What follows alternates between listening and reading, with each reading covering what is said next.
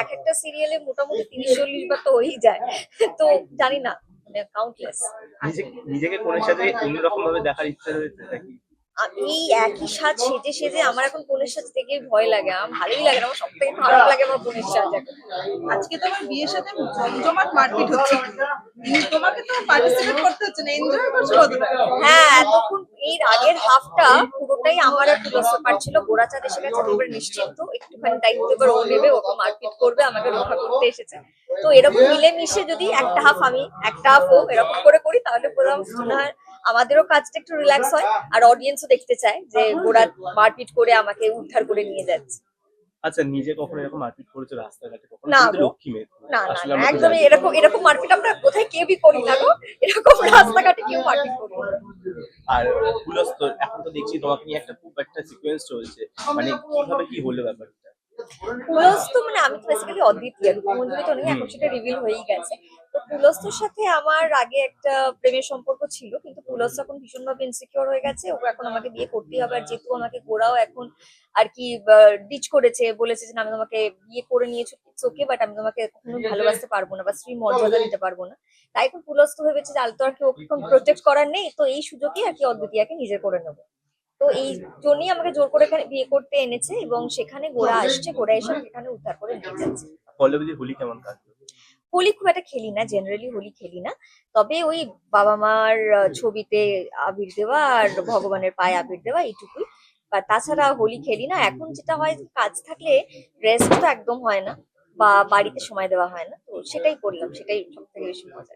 আচ্ছা, তুমি তো বিভিন্ন রকম ভাবে বউ সেজেছো, কখন নিজেকে কিভাবে বউ সাজার কোনো প্ল্যানিং রয়েছে? আমি যদি যদি কখনো বিয়ে করি, আমি তো একদমই এরকম সাজবো না, দ্যাটস ফর শিওর। অন্যরকম কিছু হতে পারবো।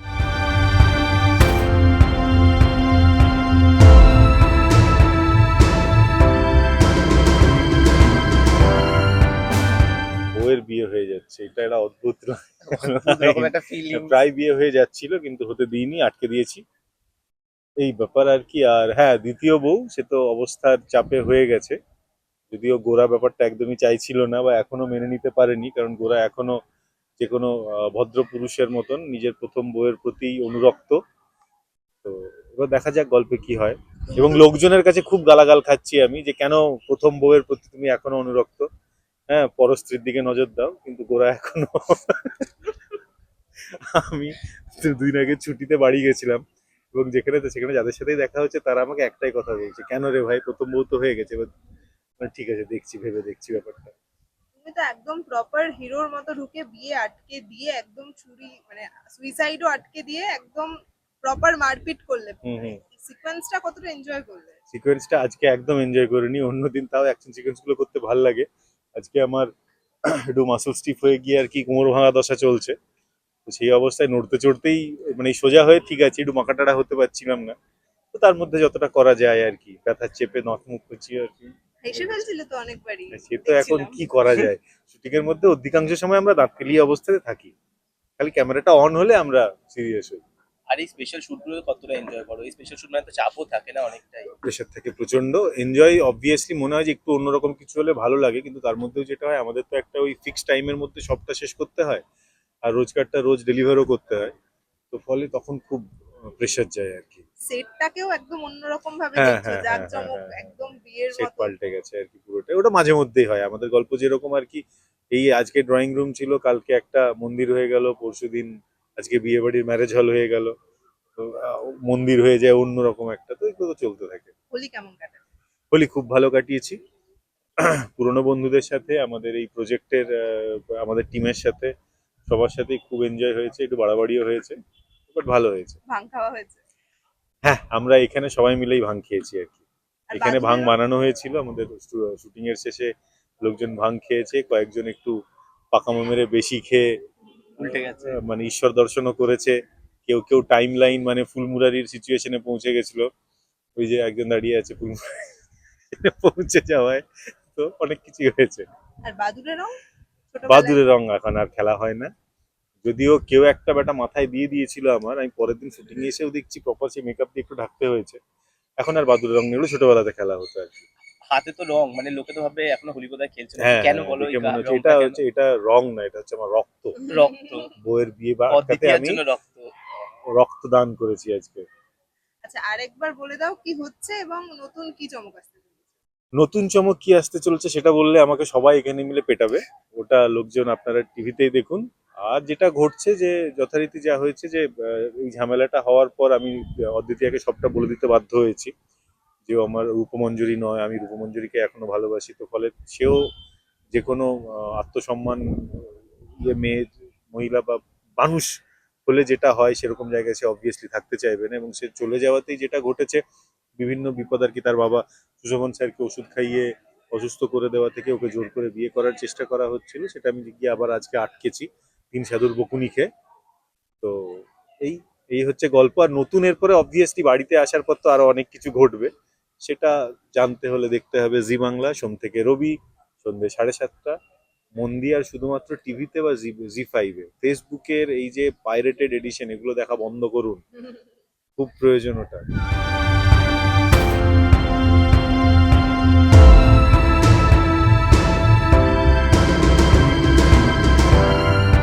বলবো না, বিয়ে তো আলটিমেটলি হলো না, মারই খেলাম। তো সেই যা হয়ে থাকে আর কি, দুষ্টের দমন শিষ্টের পালন, তাই চলছে। আর একটু আগে দেখছি একটা মারপিটের বহুত সিকোয়েন্স হচ্ছিল, মানে এটার জন্য কতটা প্র্যাকটিসের দরকার হয় নাকি মেন্টাল প্রিপারেশনের দরকার হয়? না, অনেকগুলো হয়েছে, কখনো মেরেছি, কখনো ম্যাক্সিমাম মার খেয়েছি। মানে পজিটিভ ক্যারেক্টার যখন করেছি তখনও মারই খেয়েছি আমি। তো ও বেশ হয়ে গেছে। আজকে তো হাসাহাসিও হচ্ছিল মারপিটের সিন চলাকালীন। এটা আজকে বলো না, সবসময় আমাদের ফ্লোরিডা চলতে থাকে সারাক্ষণ। আর সবার সাথে সবার বন্ডিংটা কেমন? মানে টাচউড খুব ভালো, আমাদের টিমটা খুব ভালো। মানে শুধুমাত্র আর্টিস্ট টিম নয়, ফুল টেকনিশিয়ান থেকে শুরু করে আমাদের directorial team, each and everybody, প্রত্যেকে খুব ভালো। আমরা টিম হিসেবেই কাজ করি। আচ্ছা, তুমি পুলস্ত যাই এখন, নীলদাকে তো আসল জীবনে আমরা জানি পুরোটাই উল্টো একদম একটা মানুষ, তো এটা কতটা টাফ হয়ে যায়? তুমি যখন ক্যামেরার সামনে আসে পুরো পুলস্ত হয়ে যাও, কত টাফ হয়ে যায়? অভিনয় করাটাই টাফ, সেটা কি পজিটিভ কি নেগেটিভ। তো সেটার জন্যই প্র্যাকটিস এবং সবসময় নিজেকে মানে আপগ্রেড করা, সেটাই। আচ্ছা, সেট তো আজকে পুরো অন্যরকম ভাবে সাজানো, কেমন লাগছে এই পুরো বিয়ের সিকোয়েন্স, পুরো সেটটা অন্যরকম হ্যাঁ, ভাবে সাজানো? আমাদের আর্ট সেটিং খুব ভালো কাজ করে, যেহেতু আমাদের প্রচুর মানে জোন চেঞ্জ হয়। মানে আমাদের গল্পটাই এরকম, মানে কিছু কিছু তোমার একটা সিনের মধ্যে 3-4টে করে জোন থাকে। তো আর্ট সেটিং যদি মানে স্কিল্ড না হয় তাহলে খুব সমস্যা হয়ে যাবে। তো আমাদের আর্ট সেটিং খুব স্কিল্ড, এখানে খুব ফাস্ট ওরা রেডি করে দেয় সেট। আর একটু আগে দেখছি, মানে সরি, কিছুদিন আগেই তো হোলি ছিল, কেমন কাটলো? বলি এবারে যেহেতু আমার মেয়ে খুব ছোট, তো এবারে আমি বা পৃথা কোথাও বেরোইনি, তো মেয়ের সাথেই বাড়িতেই কাটিয়েছি। ওই জাস্ট একটুখানি রং করে তো ওই বাড়িতেই সেলিব্রেট করেছি। আর এখন তো বাদুড়ের রং নিয়ে একদমই খেলা হয় না, জানিস। শুটিং এর জন্যই খেলতে খুব ইচ্ছে করে, খেলতে ইচ্ছে করে না তা নয়, কিন্তু শুটিং এর জন্যই খেলা হয় না আর কি। আগে এরকম কোনো ব্যাপার রয়েছে? ওরে বাবা, সাংঘাতিক। স্কুল লাইফ বলো, কলেজ লাইফ বলো, ইভেন অ্যাক্টিং আসার আগেও প্রচুর প্রচুর রং খেলেছি। আর আচ্ছা, বিয়ে করতে কি মানে বিয়ে তো করতে পারলে না, উল্টে মার খেয়ে গেলে, তো নতুন কি চমক আসতে চলেছে? নতুন চমক আসতে চলেছে, নতুন অনেক অনেক চমক রয়েছে, সেগুলো এই মুহূর্তে বলতে পারছি না, মানে বারণ আছে যেহেতু। তার জন্য দেখতে হবে প্রতিদিন সন্ধ্যে 7:30 থেকে জি বাংলায় তারে ধরে ধরে। Thank you. Thank you.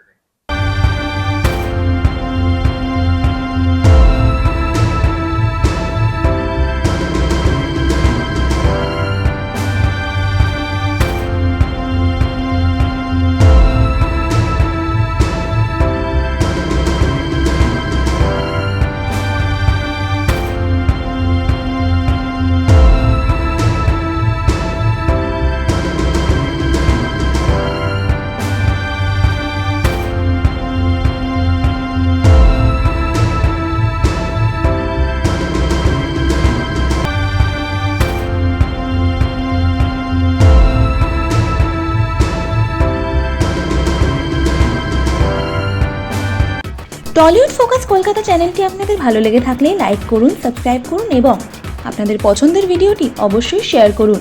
Tollywood focus Kolkata.